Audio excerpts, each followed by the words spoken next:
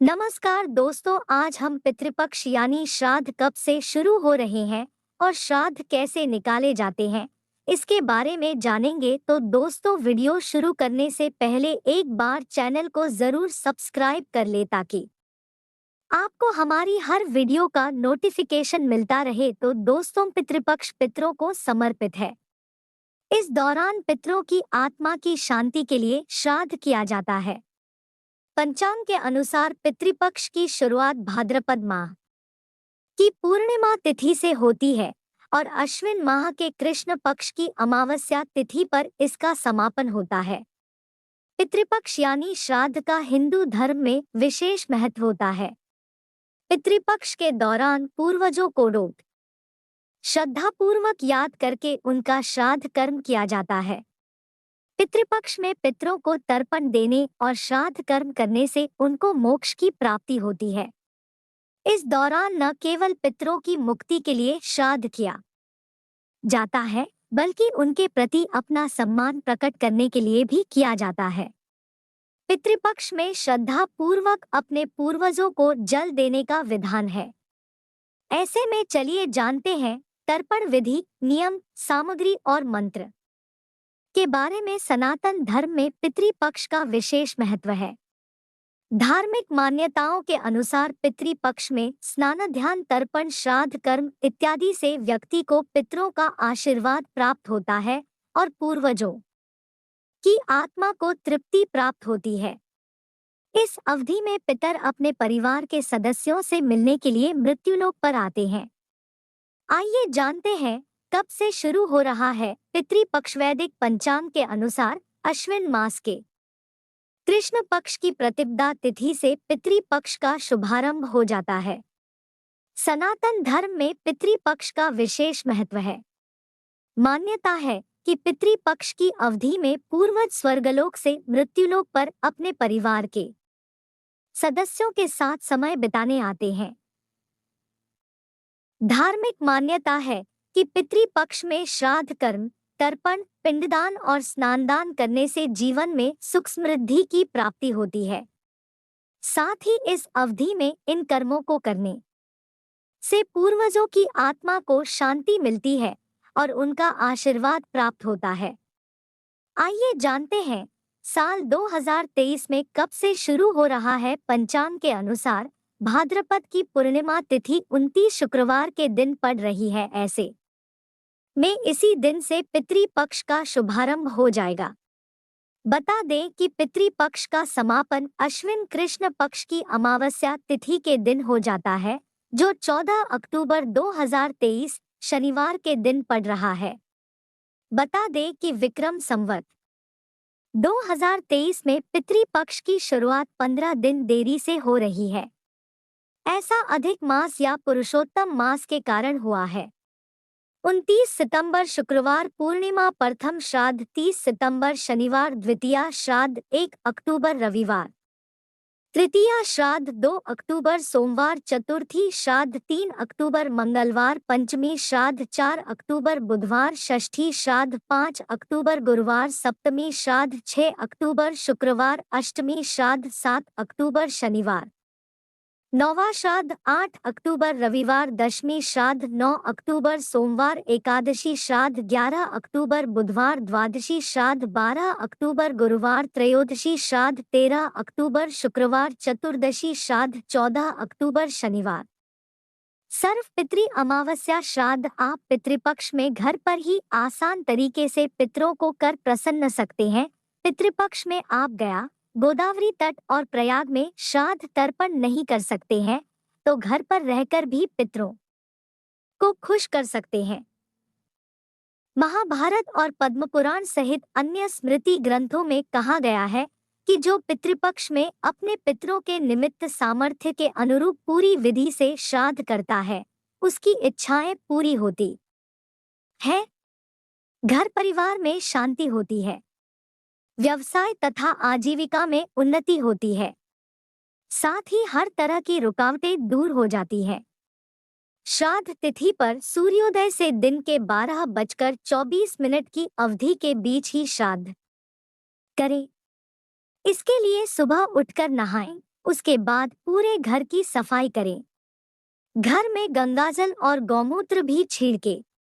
दक्षिण दिशा में मुंह रखकर बाएं पैर को मोड़कर बाएं घुटने को जमीन पर टीका कर बैठ जाएं। इसके बाद तांबे के चौड़े बर्तन में काले तिल, गाय का कच्चा दूध, गंगाजल और पानी डालें। उस जल को दोनों हाथों में भरकर सीधे हाथ के अंगूठे से उसी बर्तन में गिराएं। इस तरह 11 बार करते हुए पितरों का ध्यान करें।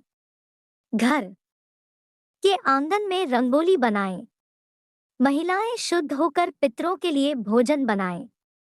श्राद्ध के अधिकारी व्यक्ति यानी श्रेष्ठ ब्राह्मण को न्योता देकर बुलाएं। ब्राह्मण को भोजन करवाएं और निमंत्रित ब्राह्मण के पैर धोने चाहिए। ऐसा करते समय पत्नी को दाहिनी तरफ होना चाहिए। पितरों के निमित्त अग्नि में गाय के दूध से बनी खीर अर्पण करें।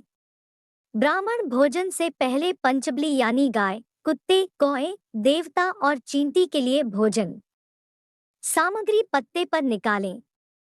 दक्षिण दिशा की तरफ मुख करके कुश, जौ, तिल, चावल और जल लेकर संकल्प करें और 1 या 3 ब्राह्मण को भोजन कराएं।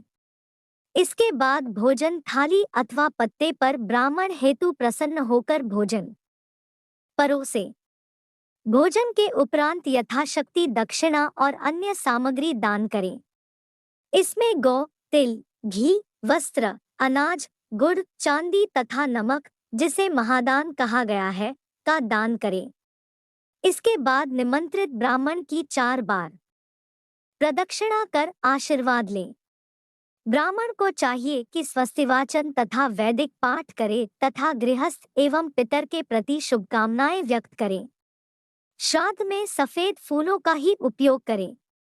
श्राद्ध करने के लिए दूध, गंगाजल, शहद, सफेद कपड़े, अभिजित मुहूर्त और तिल मुख्य रूप से जरूरी होता है। पितृपक्ष में जरूर करें ये उपाय। शास्त्रों में यह विदित है कि पितृपक्ष में स्नानदान और तर्पण इत्यादि का विशेष महत्व है। इस अवधि में किसी ज्ञानी द्वारा ही श्राद्ध कर्म या पिंडदान इत्यादि करवाना चाहिए। साथ ही किसी ब्राह्मण को या जरूरतमंद को अन्न, धन या वस्त्र का दान करें। ऐसा करने से पितरों का आशीर्वाद प्राप्त होता है। पितृपक्ष के दौरान प्रतिदिन पितरों के लिए तर्पण करना चाहिए। तर्पण के लिए आपको कुश, अक्षत, जौ और काला तिल का उपयोग करना चाहिए। तर्पण करने के बाद पितरों से प्रार्थना करें और गलतियों के लिए क्षमा मांगे। पितृपक्ष में पितरों की आत्मा की शांति के लिए जो भी श्राद्ध कर्म करते हैं, उन्हें इस दौरान बाल और दाढ़ी नहीं कटवाना चाहिए। साथ ही इन दिनों में घर पर सात्विक भोजन ही बनाना चाहिए। तामसिक भोजन से पूरी तरह परहेज करना चाहिए। पूरे पितृपक्ष में तिथि के अनुसार श्राद्ध करने का विधान होता है। उदाहरण के लिए 30 सितंबर को द्वितीया श्राद्ध है। जिन लोगों के पितर का निधन किसी माह के द्वितीया तिथि को हुआ हो, उन्हें इस दिन श्राद्ध कर्म व दान करें। इसी तरह तिथि के अनुसार पितरों का श्राद्ध करना चाहिए।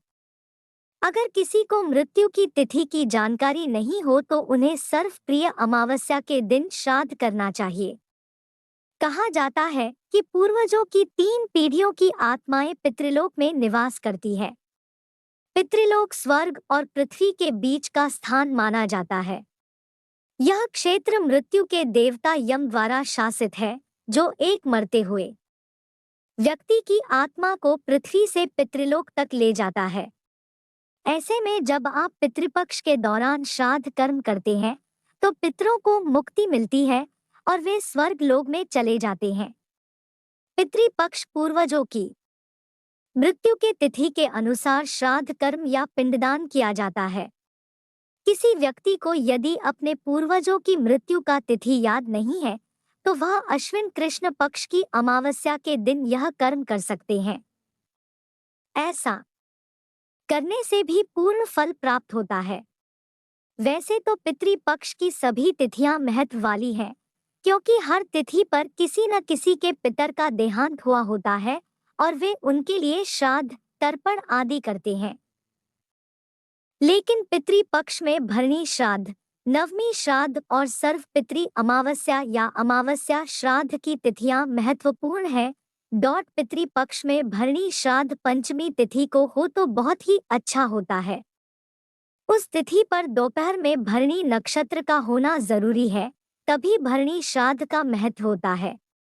इस बार भरणी श्राद्ध 2 अक्टूबर को चतुर्थी श्राद्ध के साथ है। उस दिन भरणी नक्षत्र सुबह से शाम 6:24 PM तक है। किसी भी परिजन की मृत्यु के 1 साल बाद भरणी श्राद्ध करना जरूरी है। जिन लोगों की मृत्यु कुंवारे होती है, उनका श्राद्ध पंचमी तिथि में करते हैं और उस दिन भरणी नक्षत्र हो तो और भी अच्छा होता है। इसके अतिरिक्त जो अपने जीवन काल में तीर्थ यात्रा नहीं करता है, उसके लिए गया, पुष्कर आदि में भरणी श्राद्ध करना होता है ताकि उसे मोक्ष प्राप्त हो सके। पितृपक्ष के नवमी श्राद्ध को मातृ श्राद्ध या मातृ नवमी के नाम से जाना जाता है। इस साल 7 अक्टूबर को नवमी श्राद्ध है। इस तिथि पर परिवार की माता पितरों जैसे कि माँ, दादी, नानी पक्ष का श्राद्ध करते हैं। यह दिन माता पितरों को समर्पित होता है। यदि आप इस दिन उनके लिए तर्पण, पिंडदान, श्राद्ध आदि नहीं करते हैं तो वे नाराज हो जाएंगी। इससे आपको पितृदोष लग सकता है। 3. सर्व पितृ अमावस्या या अमावस्या श्राद्ध। आश्विन अमावस्या को सर्व पितृ अमावस्या या अमावस्या श्राद्ध होता है। इस वर्ष 14 अक्टूबर को सर्व पितृ अमावस्या है। सर्व पितृ अमावस्या के दिन उन पितरों के लिए श्राद्ध करते हैं जिनके निधन की तिथि मालूम नहीं होती है या आपको अपने पितर ज्ञात नहीं है। ऐसे में आप सर्व पितृ अमावस्या के दिन अपने सभी ज्ञात और अज्ञात पितरों के लिए श्राद्ध, पिंडदान, तर्पण आदि करते हैं। आशा है कि आपको हमारी यह वीडियो पसंद आई होगी, तो वीडियो को लाइक, शेयर और चैनल को सब्सक्राइब करें और अच्छे कमेंट भी करें। धन्यवाद।